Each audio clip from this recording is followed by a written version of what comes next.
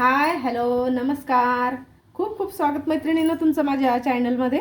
चला आपण एक आज गावरान बेत बनवूया. मिसळाची भाकर, बेसन आणि कांदे शेंगदाण्याची चटणी. साहित्य दाखवते मी तुम्हाला. पहिले मिसळीचं पीठ पाहून घेऊ आपण.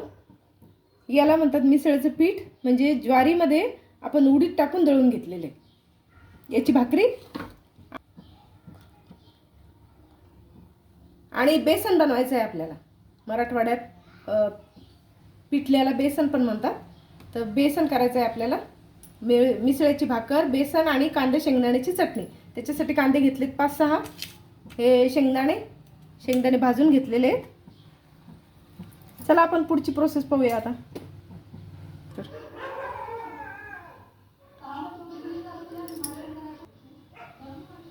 भाकर टाकून घेऊ आपण. पीठ चाळून घेतलेलं आहे, त्याच्यात थोडंसं मीठ घालायचं.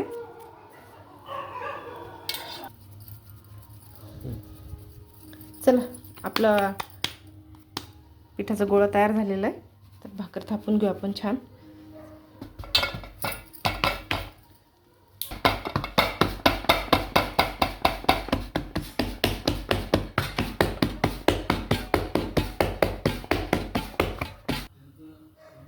चला भाकर आपली थापून झालेली आहे छान.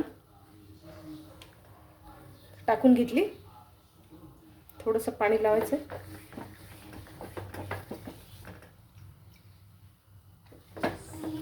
मस्त पाणी लावून शेकून घेऊया आपण.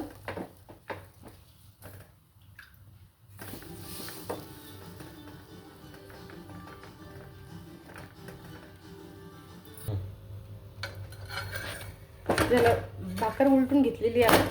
आता हिला मस्तपैकी गॅसवर शेकून घेऊ छान कडक.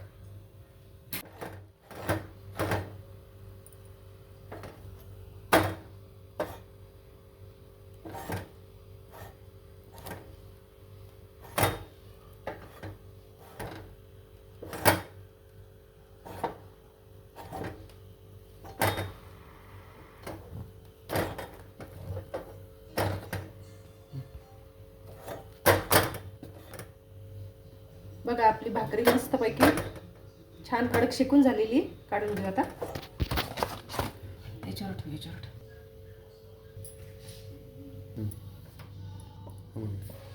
चला मैत्रिणींनो, आपले शेंगदाणे भाजून झालेले. आपण चटणीची तयारी करू. पहिले शेंगदाणे कांद्याची चटणी करू. आपण घेतले होते 4 मोठे कांदे, बारीक चिरून घेतलेले आहेत. कोथिंबीर आहे आणि शेंगदाणे भाजून घेतलेले आणि थोडंसं लसूण. आता काय करू, पहिले आपण मिक्सरच्या भांड्यात आपण टाकले भाजलेले शेंगदाणे, लसूण,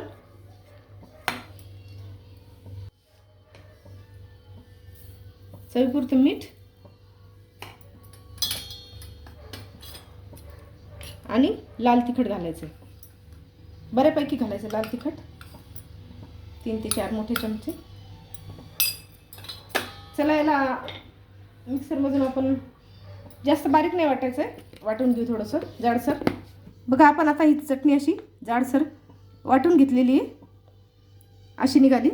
आणि आता काय करू, आपण गॅस पॅन ठेवून घेतला आपण गॅसवर. त्याच्यात घालू तेल. आता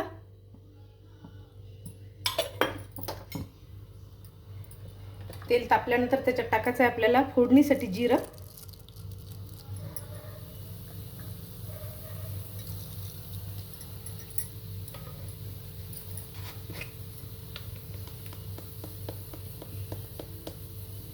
थोडंसं हिंग घालायचं. थोडंसं हिंग. कांदा याच्यात घालू आपण आणि मस्त लालसर होईपर्यंत त्या कांद्याला आपण परतून घ्यायचं. मस्त कांदा भरपूर घालायचा.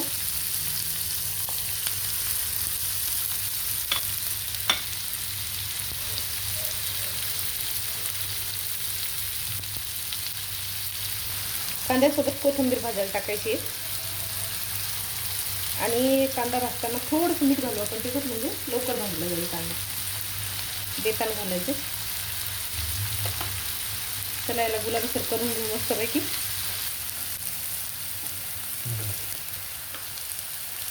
बघा कांदा मस्त गुलाबीसर झालेला आहे, छान तळला गेलेला आहे. त्याच्यात ना हळद नाही घालायची आपल्याला. आता ही वाटलेली चटणी आहे ना, ती टाकून घेऊ.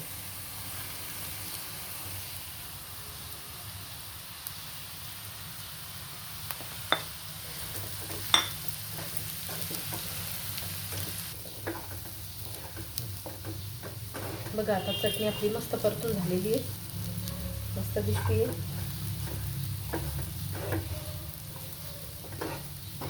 एक 5 ते 10 मिनिट परतून घ्यायचं हिला फक्त. आपली चटणी तयार आहे. चला काढून घेऊ. चला मैत्रिणींनो, आपण आता बेसनाची तयारी करून घेऊ. बेसनासाठी साहित्य बघूया. हिरवी मिरची, लसण, कढीपत्ता, कोथिंबीर आणि एक कांदा आपण चिरून घेतला होता. चला आता एक वाटण तयार करून घेऊ. तिखट तुमच्या आवडीप्रमाणे तुम्ही घेऊ शकता. तुम्हाला जितकं चटपटीत किंवा झणकेदार आवडतं तसं घ्यायचं आहे. त्याच्यात घालून लसूण, 2-4 कढीपत्त्याची पानं घातलेले आहेत आणि कोथिंबीर, थोडीशी कोथिंबीर ठेवायची आहे वरतून घालण्यासाठी. चला याचं एक वाटण तयार करून घेऊ. कढईत आपण ठेवलेली होती आपण तेलासाठी कढई, बेसनासाठी कढई तापवलेली आहे आपण. आता तेल तापलेलं आहे, तेल घालून घेतलं होतं त्याच्यात. आता त्याच्यात टाकू आपण मोहरी, जिरं आणि हा बारीक चिरलेला कांदा. कांदा मस्तपैकी तळून घ्यायचा आपल्याला.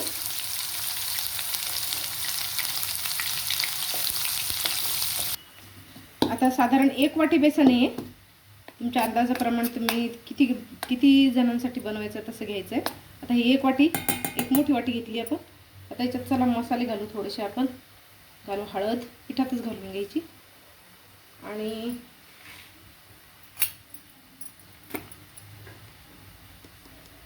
थोडंसं हिंग घालायचं आहे कढईमध्ये कांदा भाजताना.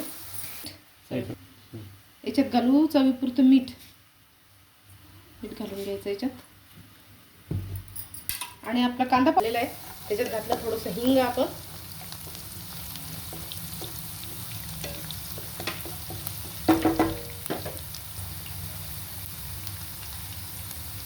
आता याच्यात टाकू 4 ते 5 कढीपत्त्याची पानं आणि हे जाडसर वाटलेली हिरवी मिरची, लसण आणि कोथिंबीर. त्याला मस्तपैकी भाजून घेऊ तेल सुटेपर्यंत.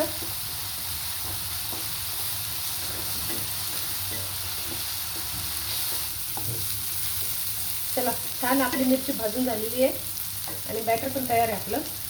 बेसन पीठ जे आपण काढून घेतलं होते. चला याच्यात टाकून घेऊ.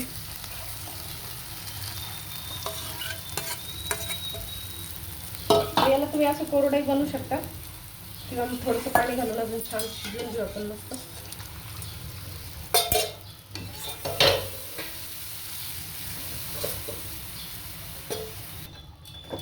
बघा आता आपलं बेसन असं तयार झालेलं आहे. आता याला आपल्याला 15 मिनटं काय करायचं आहे, छान वाफ द्यायची आहे मस्तपैकी. याला ठेवूया झाकून थोडंसं. 15 मिनटानंतर काढून बघू. चला 15 मिनटं झालेले आहे. 15 ते 20 मिनटं छान वाफ आलेली, मस्त तयार झालेले आहे. आता याच्यात काय करू आपण, 1 चमचाभर तेल घालून घेऊ. परत एकदा मिक्स करून घेऊ.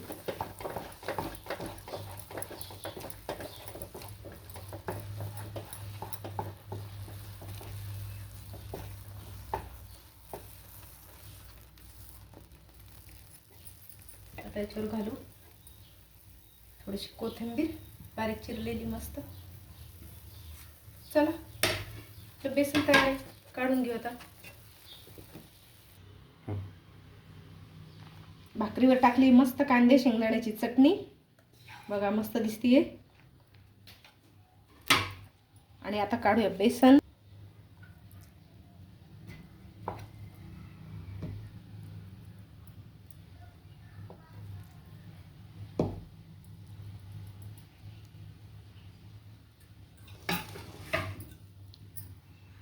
चला आपली गरमागरम मिसळीची भाकर, कांदे शेंगदाण्याची चटणी आणि गरमागरम बेसन तयार आहे.